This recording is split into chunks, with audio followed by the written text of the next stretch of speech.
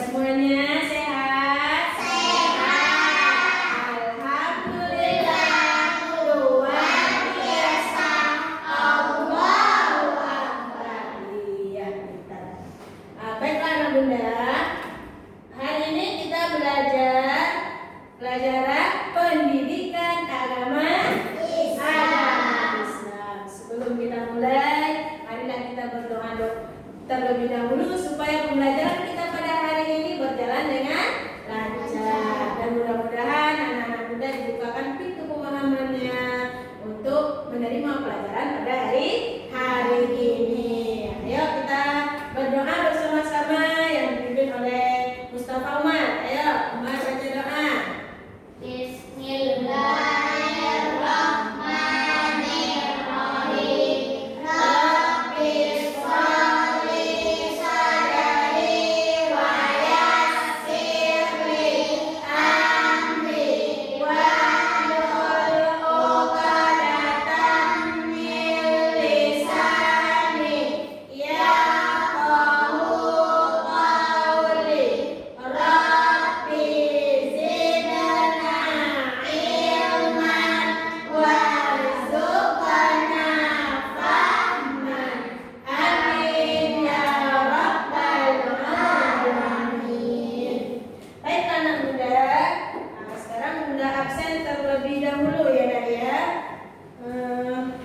Mbak dengarkan, kalau hadir angkat tangannya ya.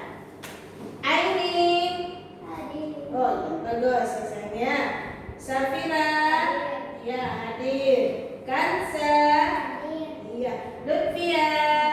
Iya. Mustafa Umar. Hadir. Selanjutnya Zidan. Ya, alhamdulillah semuanya hadir. Baiklah anak bunda. Selanjutnya, sebelum kita masuk pelajaran, kita tepuk ice breathing dulu ya nak ya, supaya lebih semangat. Ayo perhatikan baik-baik. Di sini kita akan tepuk kitab Allah. Ayo 1, 2, 3. Tepuk kitab Allah. Kitab Taurat, Nabi Musa. Kitab Zabur, Nabi Daud. Kitab Injil, Nabi Isa. Kitab Al-Quran, Nabi Muhammad. La ilaha illallah Muhammad Rasulullah. Islam, yes. Ya. Ayo, mudah-mudahan anak muda tetap semangat dalam pembelajaran kita pada hari ini. Kemudian, pelajaran kita adalah bab yang ke-8, yaitu tentang iman kepada kitab Allah. Kemarin kita sudah belajar tentang apa? Tentang sholat, hadis tentang sholat, dan kemudian tentang sholat jamaah. Berapa kali dalam sehari kita sholat? 5 kali. Sholat apa saja sayang? Zuhur, asar, maghrib, isya. Subuh berapa rakaat? 2. Pintar. Zuhur berapa rakaat? 4. Asar berapa rakaat? 4. Maghrib? 3. Isya? 4. Berapa jumlah semuanya? 2 ditambah 4 berapa? 6. 6 tambah 4? 10 tambah 3? Tambah 4? Iya. Di dalam sehari semalam kita sholat ada 17 rakaat. Kenapa diwajibkan sholat itu? Karena sholat adalah tiang agama. Barang siapa yang mendirikan sholat, maka dia mendirikan tiang agama. Barang siapa yang meninggalkan sholat, maka dia meruntuhkan agama. Pintar sayang ya. Kemudian sholat jamaah. Sholat jamaah itu sholat bagaimana? Sholat yang dilakukan secara minimal 2 orang. ya paling sedikit 2 orang, yang terdiri dari apa saja?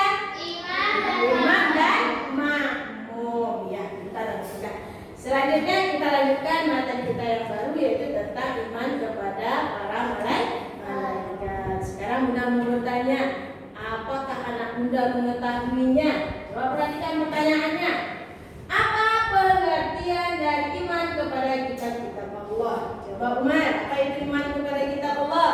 Percaya kepada kitab-kitab Allah. Iya, percaya pada kitab-kitab Allah yang diturunkan kepada para nabi dan rasul. Ya, kita. Selanjutnya, nah untuk Kansa, apa saja nama kitab yang wajib kita imani?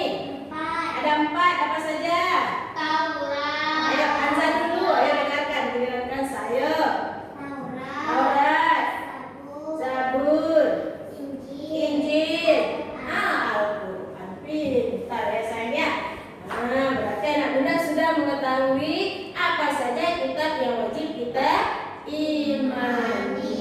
Ya, sebelum masuk materi, perhatikan dulu tujuan dari pembelajaran kita pada hari ini. Yaitu yang pertama, peserta didik mampu meyakini kebenaran adanya kitab-kitab Allah dengan benar. Yang kedua, peserta didik mampu menunjukkan sikap gotong royong dan saling menghargai, ya nak ya, sebagai implementasi iman kepada kitab-kitab Allah. Selanjutnya, peserta didik mampu menjelaskan bagaimana iman kepada kitab-kitab Allah Subhanahu wa taala. Kemudian, peserta didik mampu menyimpulkan bagaimana beriman kepada kitab-kitab Allah. Yang terakhir, peserta didik mampu membuat gambar pohon. Nah, pohon nama-nama kitab Allah. Kitab apa saja yang kita imani ya sayang ya. Selanjutnya, apa itu pengertian iman dan apa itu pengertian kitab? Coba sekarang, Lutfia, apa itu iman? Ya, iman artinya apa sayang? Percaya dan yakin. Yakinnya dimulai dari mana dulu? Dari hati, lanjut ke lisan, lanjut ke perbuatan. Iya, pintar. Jadi yakin dengan hati, kita ucapkan dengan lidah, kita lakukan dengan perbuatan atau amal. Pintar. Mantap ya. Pengertian kitab. Nah, apa itu kitab Safira? Ya, kitab itu adalah kalam Allah. Pintar saja. Kita lanjutkan. Nah, ini dia gambar kitab Allah. Yang pertama kita Taurat. Yang kedua kita Zabur. Yang ketiga kita Injil. Yang keempat kita Al-Quran. Inilah bentuk kitab-kitab yang harus kita imani. Kita lanjutkan, ini dia.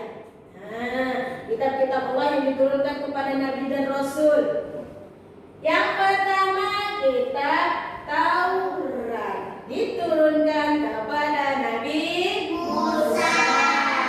Coba ada yang tahu di mana diturunkannya kitab Taurat? Iya, pintar, di Bukit Tursinar.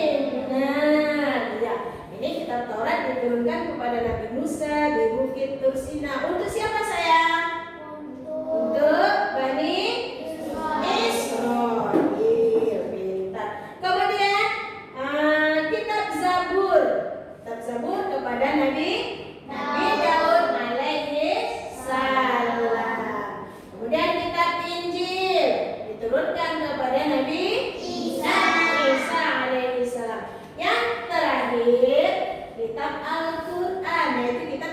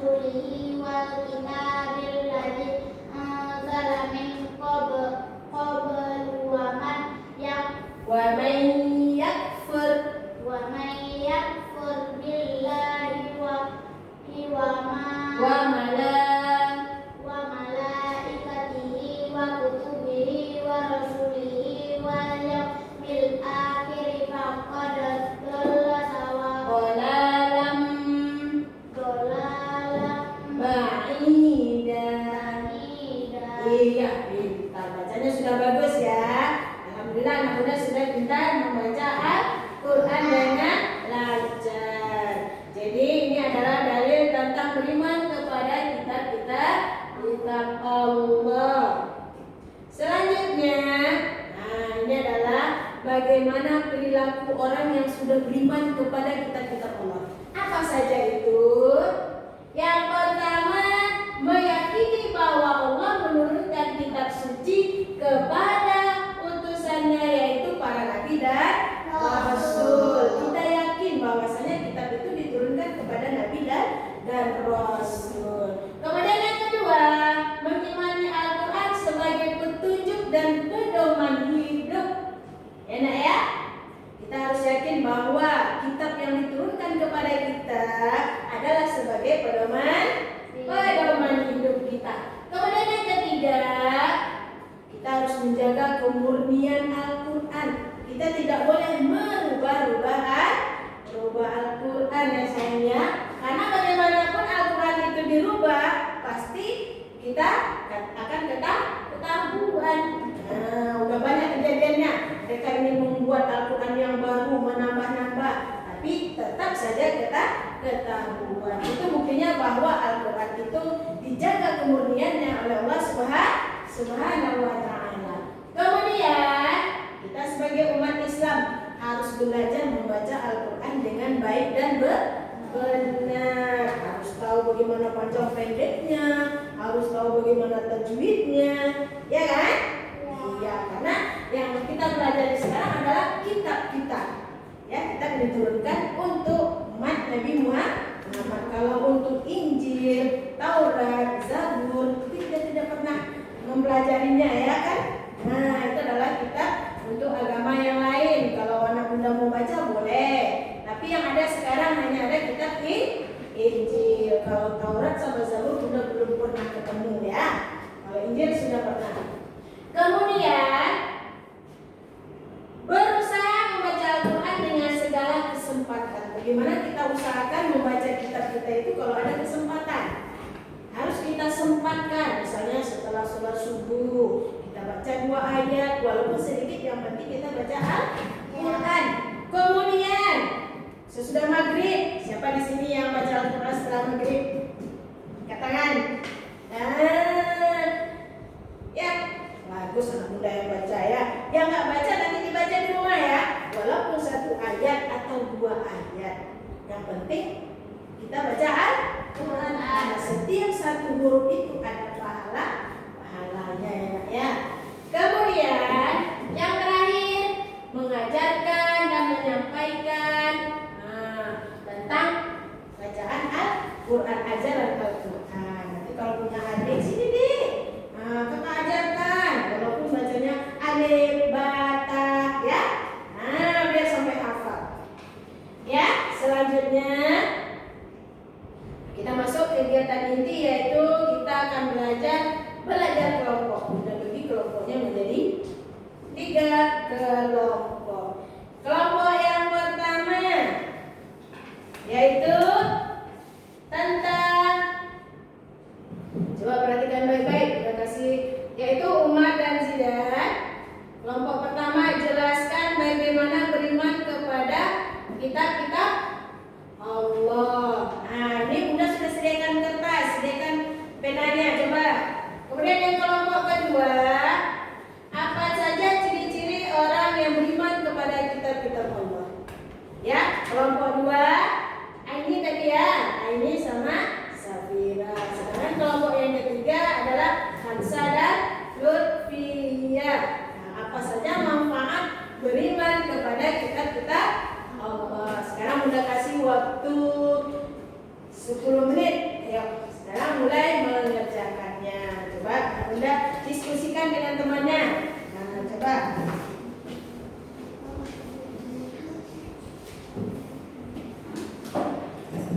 Ayo diskusikan, ditulis hasil diskusinya, nanti Bunda suruh baca ya.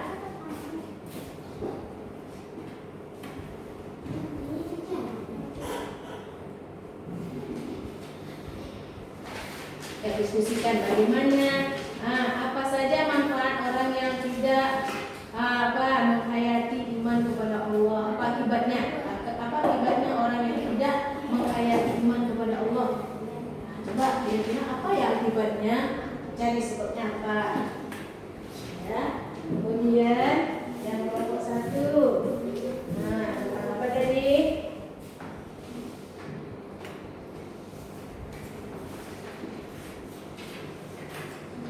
Cara beriman kepada kitab-kitab Allah. Bagaimana cara berimannya? Kamu tulis. Coba yang pertama, bagaimana caranya? Yang ketiga, ya diskusikan sama-sama. Hasil diskusinya ditulis di kertas. Ini sudah siapkan kertasnya ya.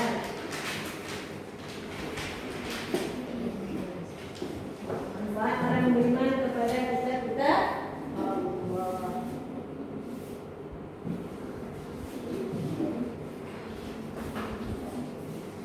Sudah selesai? Nah, kalau sudah, sekarang coba Bunda minta hasil diskusinya itu dibacakan. Coba untuk kelompok 1, boleh maju ke depan. Coba ke depan saja bacanya. Ya, di sini saja. Yang lain dengarkan. Cara beriman kepada kitab-kitab Allah, yaitu meyakini bahwa kitab-kitab Allah adalah wahyu Allah, bukan karangan para nabi dan rasul. 2. Meyakini bahwa isi kitab-kitab Allah adalah benar. 3. Meyakini bahwa Al-Quran adalah kitab terakhir yang diturunkan untuk seluruh umat. 4. Menghormati dan mengagungkan kitab-kitab Allah sebagai bagian dari wahyu Allah. Nah, ya, pintar ya, bagus. Terima kasih Umar. Kemudian yang kelompok kedua. Ayo, ini di sebelah sini saja. Ya, di situ ya. Apa saja manfaat orang yang beriman kepada kitab-kitab Allah? 1. Sebagai petunjuk dan rahmat bagi orang-orang yang beriman dan bertakwa. Iya. 2. Sebagai petunjuk mana yang benar dan mana yang salah. 3. Sebagai pedoman agar manusia tidak berselisih dalam menentukan kebenaran. Iya. 4. Memberikan informasi tentang sejarah orang-orang terdahulu. Iya, bagus. Lanjut, kelompok yang ketiga. Nah, coba maju. Apa hasil diskusinya?